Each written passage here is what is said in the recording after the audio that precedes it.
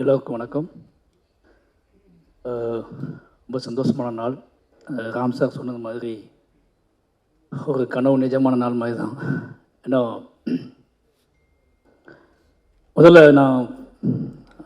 முதல்ல பேச வேண்டிய விஷயத்த பேசிடுறேன்.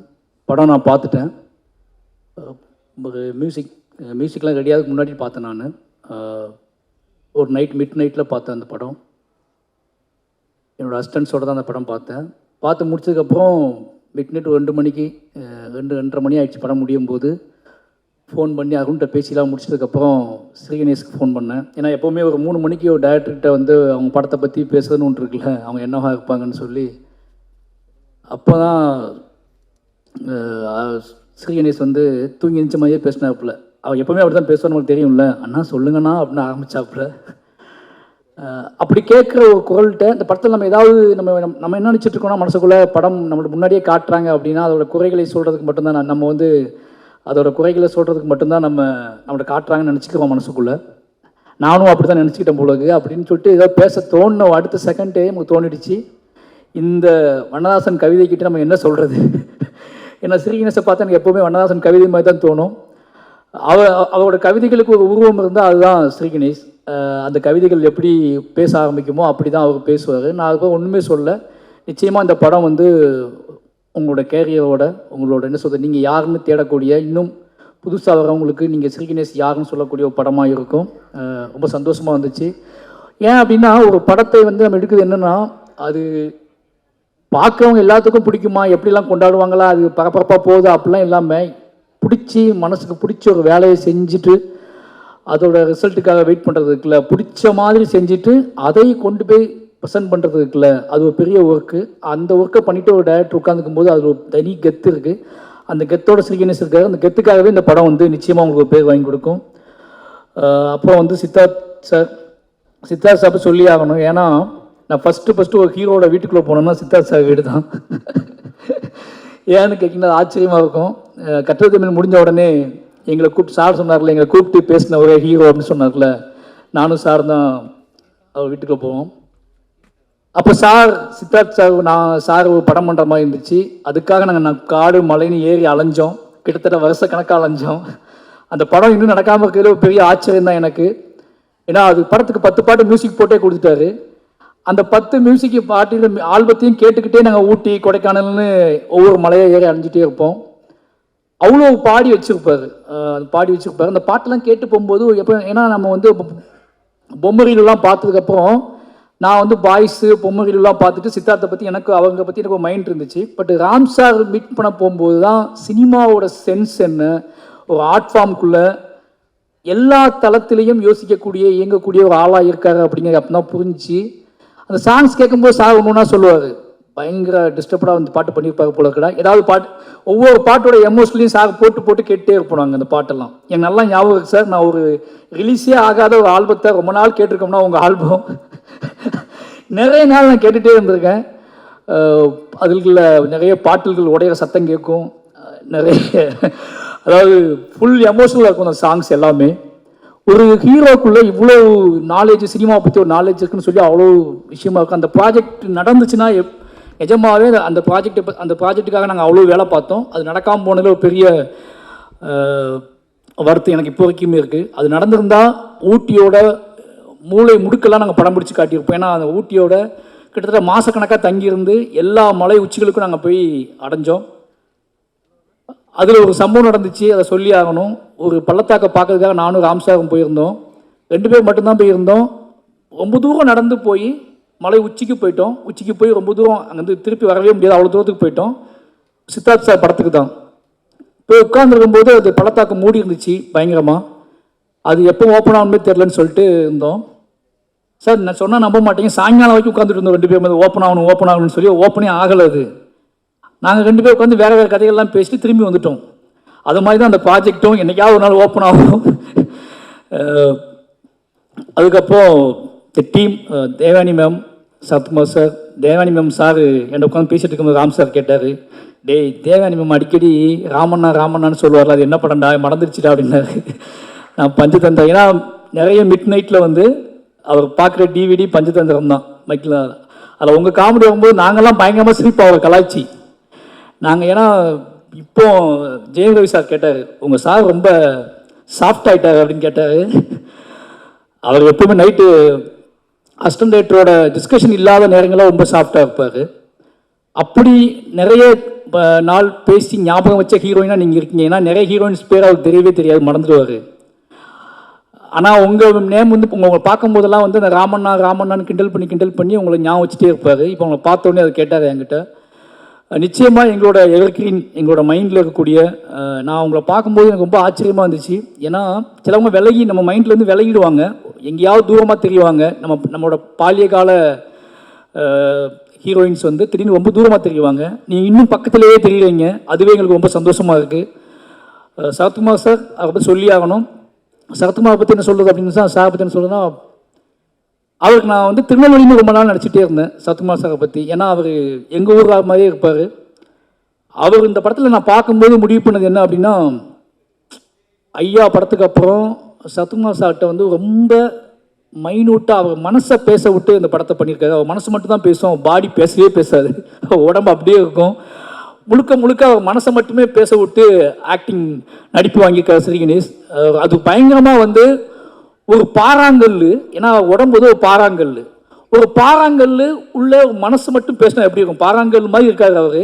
ஆனால் உள்ள ரொம்ப கனிவாக ஒரு பூ மாதிரி, பாறாங்கலுக்குள்ளே பூக்கள் இருக்குல்ல, சின்ன சின்ன பூஞ்சைகள் இருக்குல்ல, அந்த பூஞ்சைகள் பேசின மாதிரியான ஒரு தொனியில் இந்த படத்தோட ஆக்டிங்கை நீங்கள் வாங்கியிருக்கீங்க.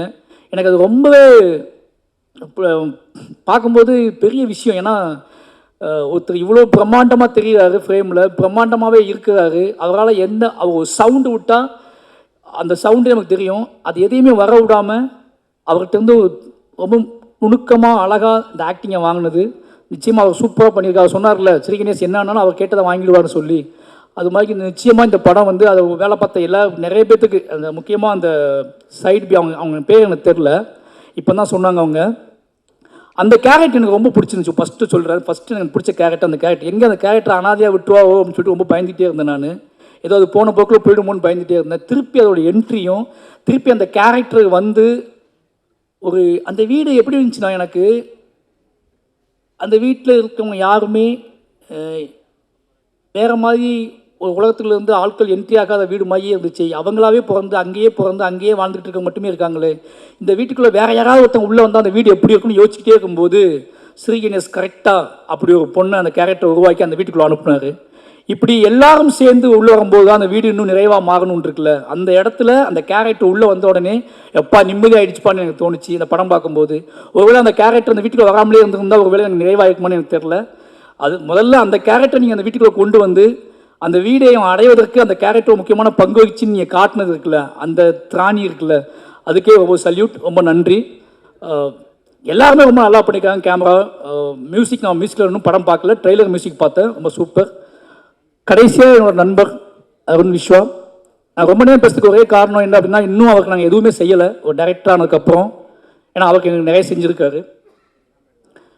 நினச்சி பார்க்கும்போது ஒரு பெரிய பயணமாக தான் இருக்கும், எமோஷ்னலான ட்ராவலாக தான் இருக்குது.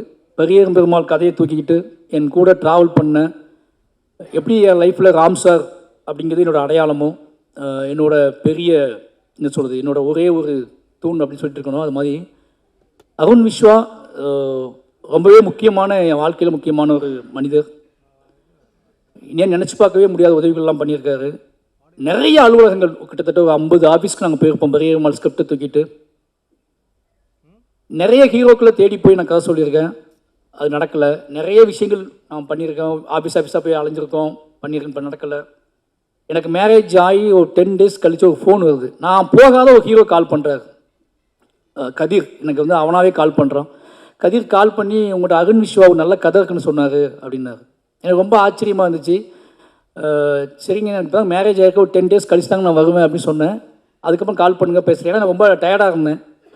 திருப்பி 1 மந்த் கழிச்சு வரும்போது திருப்பி கதிர் கால் பண்ணாப்புல, மீட் பண்ணலாம். அப்படி மீட் பண்ணால் அந்த நாள்லேருந்து அது பெரிய பெருமாள் தொடங்கிடுச்சு.